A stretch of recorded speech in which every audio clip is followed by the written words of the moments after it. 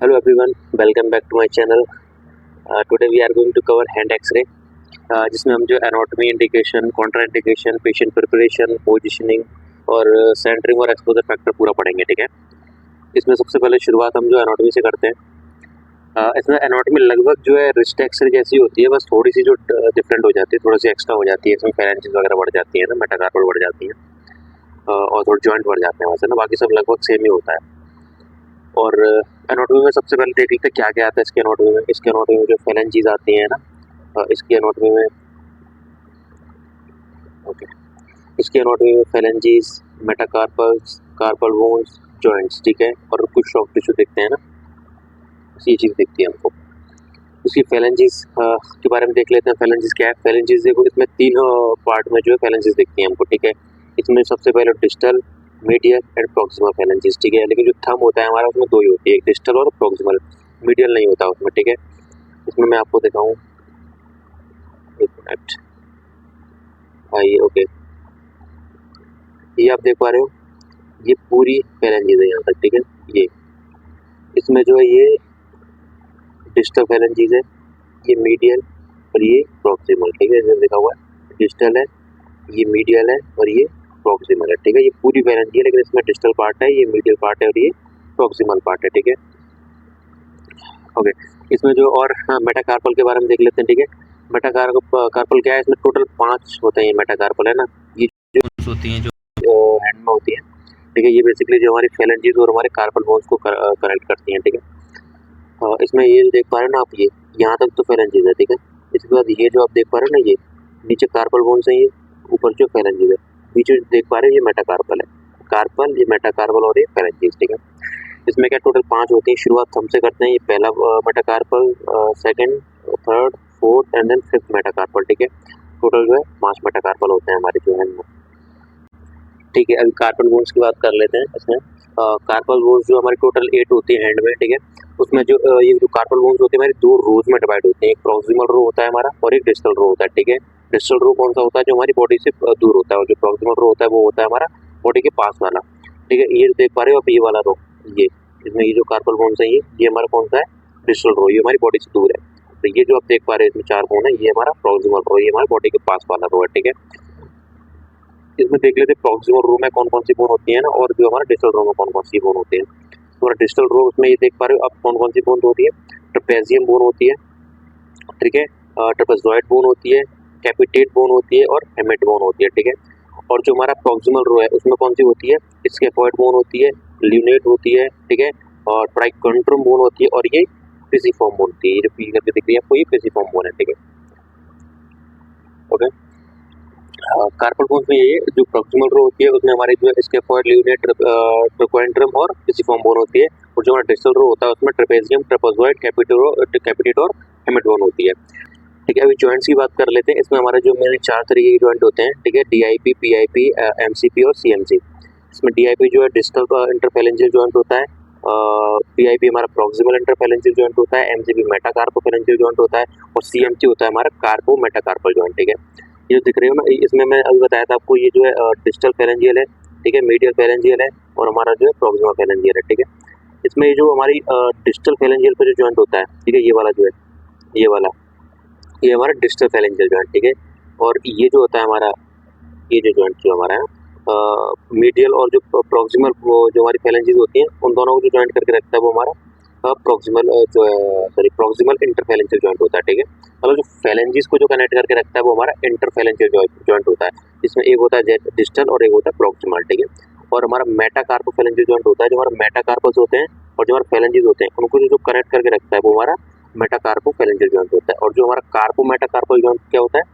जो हमारा metacarpal bone होती है और जो हमारी कार्पल बोन होती है, जो उन दोनों को जो बीच में कनेक्ट करता है वो होता है हमारा कार्पो मेटाकार्पल जॉइंट। ठीक है, और उसमें जो हमारे सॉफ्ट टिश्यू वगैरह भी दिखते हैं। ठीक है, और बाकी एनाटॉमी में जो बस हमें यही व्यू दिखता है एनाटॉमी का। ठीक है, और इसमें जो हम देख लेते हैं जो एक्सरे हो रखा है, एक इसमें जो एपी व्यू है हमारे हैंड एक्सरे का, और एक लेटरल व्यू है। ये वाला हमारा जो एपी व्यू है, ठीक है, और ये हमारा लेटरल व्यू है। ठीक है, इसमें आप ये देख पा रहे हो डिस्टल फेरेंजीज है।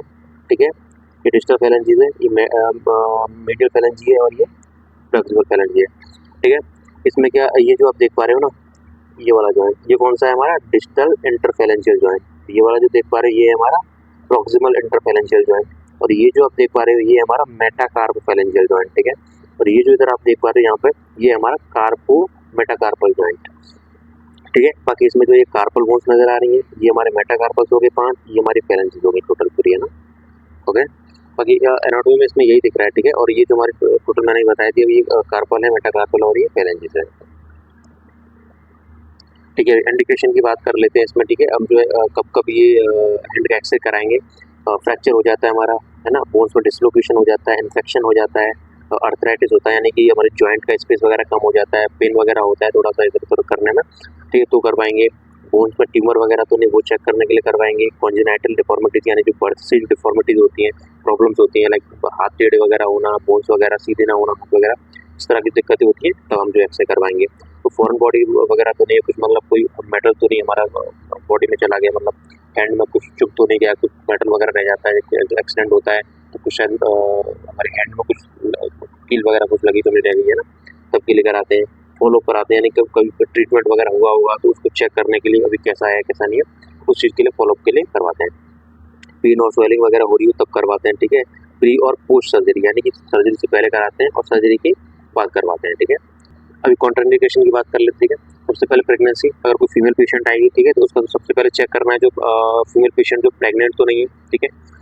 प्रेग्नेंट है तो बिल्कुल हम जो एक्सरे नहीं कर सकते हैं ना, अगर ऐसा नहीं बिल्कुल नहीं कर सकते हैं, पर उसके लिए जो हम बहुत ज़्यादा प्रिकॉशन रखना पड़ेगा, मतलब जो उसके लिए अलग से फॉर्म वगैरह आता है, वो भी हम तब करेंगे जब बहुत ज़्यादा ज़रूरी है, बहुत ज़्यादा नीड है हमें जो एक्सरे की, ठीक है। अगर नहीं है ज़रूरत तो बिल्कुल भी एक्सरे नहीं करेंगे। अगर ज़रूरत है उसके लिए पीएनडीटी फॉर्म होता है, पीएनडीटी फॉर्म भरवाएंगे, ठीक है। पेशेंट जो कंसल्ट वगैरह पूरा लेंगे प्रॉपर, और अगर हम जो है हैंड का एक्सरे कर रहे हैं तो पेशेंट को पूरा जो है लेड से कवर करेंगे, ठीक है, पूरा एब्डोमिनल एरिया, पूरा चेस्ट एरिया सारा, उसको पूरा लेड एप्रन पहनाएंगे, ठीक है। और जो हमारा प्रिकॉशन हो सकता है, जो चीज़ हम कर सकते हैं अपनी तरफ से, हम पूरी कोशिश करेंगे, और सिर्फ एक्सपोजर उसको जो हैंड पे लगे उतनी पूरी कोशिश करेंगे हम, ठीक है। बाकी जो अगर पेशेंट जो अनकोऑपरेटिव है ना, ये मतलब खड़ा नहीं हो पा रहा है अच्छे से जो है, या फिर कुछ भी, तो हम जो एक्सरे नहीं करेंगे, ठीक है। अगर कुछ सेवरल ट्रॉमा, बहुत ज़्यादा चोट वगैरह लगी हुई, ब्लीडिंग हो रखी है, बहुत ज़्यादा इंजरीज है, बहुत ज़्यादा, पेशेंट बिल्कुल जो एकदम कोऑपरेट नहीं कर पा रहा है, तो हम बिल्कुल नहीं करेंगे, ठीक है। लैक ऑफ मेडिकल नेसेसिटी है, यानी कि अगर ज़रूरत नहीं है इस चीज़ की, एक्सरे की ज़रूरत नहीं है तो नहीं करेंगे, ठीक है। ज़रूरत होने पर ही जो है हम एक्सरे करेंगे, फालतू का हम एक्सपोजर पेशेंट को नहीं देंगे। पेशेंट प्रिपरेशन देख लेते हैं, ठीक है। इसमें क्या है, सबसे पहले पेशेंट को जो एक्सप्लेन करेंगे प्रोसीजर, क्या करने वाले हैं क्या नहीं करने वाले हैं, ठीक है, कैसे कैसे होगा, ठीक है। मेटल आइटम्स हैं हाथ में, अंगूठी वगैरह कुछ पहनी हुई है वो रिमूव करेंगे, ठीक है। उसके बाद जो चेंज अगर क्लोथ अगर चेंज वगैरह कराना है तो करवाएंगे, बाकी हालांकि हैंड एक्सरे में क्लोथ चेंज कराने की जरूरत नहीं पड़ती है, ठीक है। अगर जरूरत है तो करवाएंगे। प्रेगनेंसी चेक करेंगे पेशेंट का, मेन फीमेल पेशेंट है तो प्रेग्नेंट तो नहीं है, ठीक है। उससे जो है पूरा लास्ट मंथ का पीरियड पूछेंगे, एलएमपी पूछेंगे, ठीक है। अगर वो 1 महीने के अंदर है तो हम जो एक्सपोज करेंगे, अगर 1 महीने से ज़्यादा हो चुका है तो फिर हम एक्सपोज नहीं करेंगे, ठीक है। और पेशेंट को एट द लेस्ट उसको स्टिल रहने के लिए बोलेंगे, अगर हम एक पोजिशन में हैंड उसका कर रहे हैं तो उसको स्टिल रहने के लिए बोलना है, लेटरल ऑब्लिक कर रहे हैं तो जो है उसको स्टिल रहने के लिए बोलना है, ठीक है। पेशेंट प्रिपरेशन इतना ही था। बाकी जो पोजिशनिंग की देख लेते हैं। सबसे पहले जो पोजिशन आती है वो हमारी पीए व्यू है ना, पोस्टीरियो एंटीरियर व्यू, वो ये किस तरीके से करेंगे, पेशेंट का जो पहले तो बैठाएंगे, पेशेंट का जो हमारा हैंड है वो हम टेबल के ऊपर रखवाएंगे, ठीक है।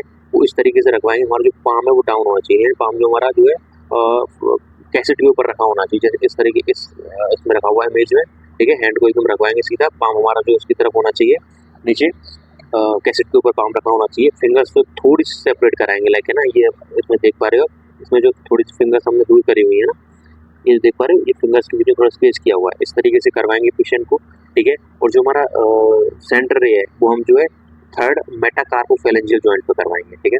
ये देख पा रहे, मैंने बताया था ना, ये पहला होता है, सेकंड होता है, और ये हमारा जो है थर्ड, ये हमारा जो है फर्स्ट हो गया, सेकंड हो गया, थर्ड, फोर्थ एंड फिफ्थ हो गया, ठीक है।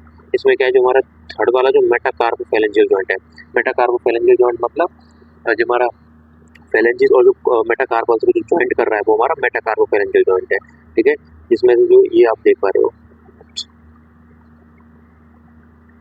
एक मिनट, ओके, ये जो देख पा रहे हो ये आप फर्स्ट है, ये सेकंड है, ये थर्ड है, फोर्थ है एंड देन फिफ्थ है, ठीक है। ये जो हम थर्ड वाले मेटाकार्पोफेरेंजियल जॉइंट है उसको सेंटरिंग करेंगे, देन एक्सपोज कर देंगे, हमारा जो है पीए व्यू है उसका एक्सरे आ जाएगा, ओके।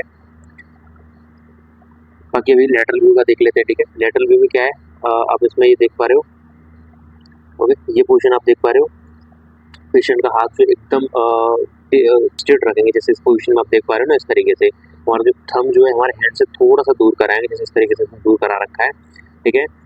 इसमें तो hand place on the side, यानी कि जो हमारी अल्नर साइड है, जो जिस साइड हमारी अल्ना बोन है वो हमारी जो कैसेट के ऊपर रखी होगी, ठीक है। जो जिस साइड हमारी रेडियस बोन है वो हमारी अपवर्ड होगी, ठीक है। फिंगर जो हमारी जो है एकदम एक के ऊपर एक कराएंगे, ठीक है, एक के ऊपर एक इस तरीके से रखा हुआ है ना, एक दूसरे के ऊपर ओवरलैप फिंगर्स कराएंगे, हमारा थंब थोड़ा सा दूर कराएंगे, ठीक है। और जो हमारा सेकंड मेटाकार्पोफेरेंजियल जॉइंट है, यानी कि जो हमारा ये फर्स्ट मेटाकार्पोफेरेंजियल जॉइंट कहाँ होगा, जो हमारा ये है ना, हमारे थंब में होगा। जो सेकंड मेटाकार्पोफेरेंजियल जॉइंट कहाँ होगा, हमारे फिंगर में होगा, यानी फिंगर भी तो हमारे ऊपर है, तो हमारा सेकंड जो मेटाकार्पोफेरेंजियल जॉइंट होगा वो यहाँ होगा, ठीक है। इस पर जो हम सेंटरिंग करेंगे एंड देन एक्सपोज कर देंगे, ओके, हमारा जो है लेटरल व्यू आ जाएगा, ओके। अब जो ऑब्लिक व्यू की बात कर लेते हैं, ठीक है। ऑब्लिक व्यू में क्या है, हमें जो है एपी पोजीशन जैसे करते हैं बिल्कुल सेम वैसे ही हैंड को रखना है, और हमें करीब 45 डिग्री तक का जो है एंगल दे देना है हैंड में, लाइक इस तरीके से आपने देखा होगा ना, इस तरीके से एंगल दे देंगे, ठीक है। उसके बाद जो हम अगर पेशेंट को इंजरी वगैरह हो रखी है, कुछ दर्द पेन ज़्यादा है, बहुत ज़्यादा नहीं पॉसिबल है उसके लिए रख पाना, कोई स्पॉन्ज वगैरह या फिर कुछ पैड वगैरह देंगे, जिससे क्या है ना कि उसको थोड़ा सपोर्ट मिल जाए, ठीक है। उसके बाद जो हमारी फिंगर्स थोड़ी एक्सटेंड कराएंगे, एक दूसरे से दूर कराएंगे, लाइक इस तरीके से इसमें रखा हुआ है ना, ये इस तरीके से दूर कराएंगे, थोड़ी ये फिंगर्स हमने दूर करा रखी है, इस तरीके से कराएंगे। और फिर अगेन इस पर जो हम जो है थर्ड मेटाकार्पोफेरेंजियल जो जॉइंट है उस पर सेंटरिंग करेंगे और देन एक्सपोज कर देंगे, हमारा जो है लेटरल व्यू आ जाएगा, ओके ओके, ठीक है। अभी जो हम एक्सपोजर फैक्टर्स की बात कर लेते हैं, इसमें जो हम एक्सपोजर फैक्टर्स रखते हैं वो केबी भी हमारा जो है करीब 50 से 60 के बीच में रखते हैं, ठीक है। 50 से 60 के बीच केबी पे रखते हैं। एमएएस हमारा 1 से 4 के बीच में रहता है, और डिस्टेंस जो रहता है हमारा जो है कैसेट और डिटेक्टर और हमारी जो एक्सेट ट्यूब होती है और जो हमारा डिटेक्टर होता है उसके बीच में वो 100 सेंटीमीटर का रखते हैं, ठीक है। और जो केवीपी जो होता है तो वो बेसिकली काम क्या करता है, जो हमारा पेनिट्रेशन पावर होता है वो उसको उसको कंट्रोल करता है, ठीक है। और जो हम एक्सपोजर देते हैं पेशेंट को, तो वो जो कितना पेनिट्रेट कर पा रहा है पेशेंट की बॉडी को ना, जितना अच्छे से पेनिट्रेट कर पाएगा उतने अच्छे से जो डिटेक्टर पे जाकर के रेज लगेगी और वो हमारा इमेज आएगी, ठीक है। और जो हमारा एमएस है वो कंट्रोल करता है हमारे अमाउंट ऑफ एक्सपोजर को, हम कितना जो है अमाउंट हम जो है पेशेंट को दे रहे हैं, ठीक है, वो उसको कंट्रोल करता है, ओके ओके। इतना ही था इसमें, ठीक है। बाकी और अगर कोई डाउट अगर हो आपको, जो कोई क्वेरी, तो आप जो मुझे कमेंट सेक्शन में बता सकते हो, ठीक है। और बाकी जो मैं चेस्ट एक्सरे, नी एक्सरे और जो हमारा जो रिस्ट एक्सरे उसका एक वीडियो मैं अपलोड कर चुका हूँ ऑलरेडी, आपको वो देखनी है, देख सकते हो। अगर आपको नोट्स चाहिए तो आप मेरे को कॉन्टैक्ट कर सकते हो डायरेक्टली, डिस्क्रिप्शन में आपको मेरा नंबर मिलेगा, व्हाट्सएप में आप मेरे को टेक्स्ट कर सकते हो, okay. Thank you very much.